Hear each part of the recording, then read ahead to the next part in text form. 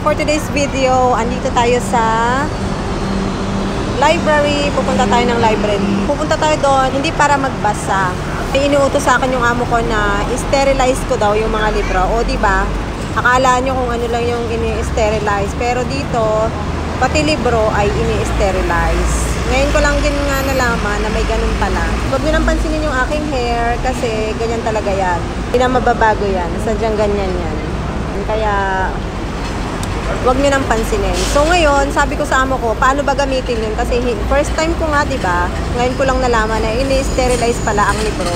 Tinuruan naman niya ako kung paano daw ang gagawin. So, samahan nyo ako dahil hindi ko talaga alam kung paano mag-sterilize ng libro. So, tara, puntahan na natin. Dito tayo sa Chunwan Government Offices and Chunwan Public Library. So, nandito tayo sa Public Library. Pasok tayo dito.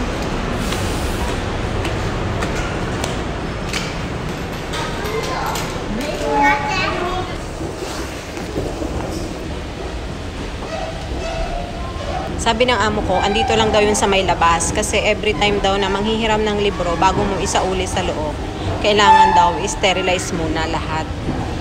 Kaya, pero pwede naman daw gamitin ng iba. So, ang dala ko ngayon ay isang bag ng libro. Mga libro to ng alaga ko, mga binili niya. So, gusto niya i-sterilize muna bago gamitin. Pero bakit may ginagawa dito? Hindi ko alam kung tama ba tong way na aking tinatahak.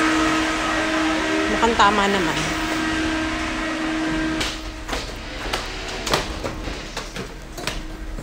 Children's library. So, hindi ko alam kung nasaan dito.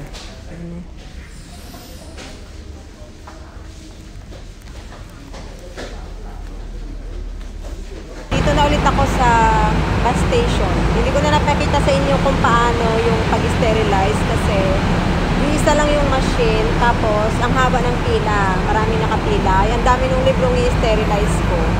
So, nakakahiya namang mag-video-video pa, diba? Isang machine ay 12 books lang. Parang ihahanger mo lang, 1 minute siyang mag-sterilize ng UV light lang. Yung parang light lang siya.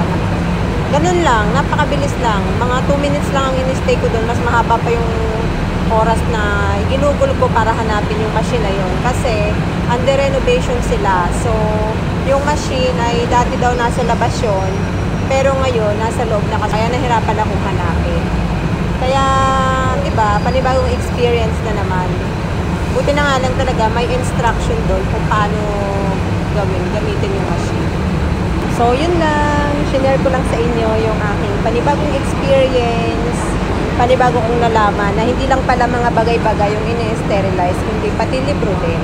Ang ina-expect ko kasi na sterilize is sprayan siya ng kung ano, kasi nga diba, paper na libro. Ay hindi pala, parang pinapainitan lang siya ng for 1 minute. Ganon. At ang daming nag-i-sterilize ha, hindi lang ako. Ang dami, kaya nga habang ng pila kanina eh. Kaya nahiya na ako mag-video. So, andito na yung bus, nasasakyan ko pa ulit. Ready na yung bus, buti na lang. Ito din yata yung sinakyan ko kanina. Pagdating ko sa bahay, susunduin ko naman yung alaga ko sa kanyang drawing lesson. Diba? Pero at least nabawasan yung gawain ko kasi dapat bukas ko pa ito gagawin eh. Pero busy ako bukas, kaya mas maganda ngayon na lang. So yun lang. Thank you for watching.